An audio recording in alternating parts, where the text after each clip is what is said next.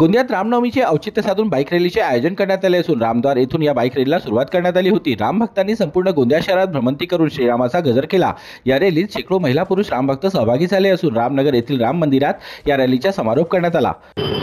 काश्मीर से कन्याकुमारी पर्यंत फक्त एकच माहोल आहे आणि लोकांमध्ये सर्व लोक युवा महिला आणि सर्वांमध्ये एकच माहोल आहे, जय श्रीराम। आणि अयोध्यामध्ये आमचे आराध्य देव भगवान रामची प्रतिष्ठाच्या नंतर हे पहिली रामनवमी आहे, म्हणून पूर्ण देशात एक वेगळा उत्सव आहे, एक वेगळा उत्साह आहे आणि उमंग आहे।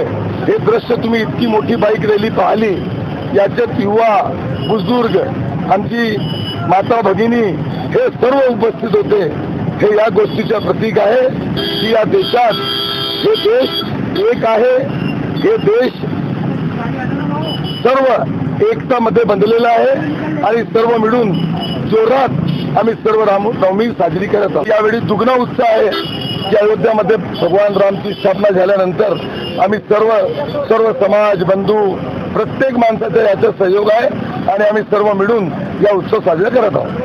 526 साल में जो हिंदुओं ने जो संघर्ष किया है, वो संघर्ष के अंदर में 526 साल के अंदर में नरेंद्र मोदी साहब से उनके प्रयासों से जो मार्ग प्रभु श्री राम के मंदिर के अंदर में प्रभु श्री राम को आने का मार्ग प्रशस्त हुआ है, उसका उत्साह 22 जनवरी को लोगों ने भी देखा।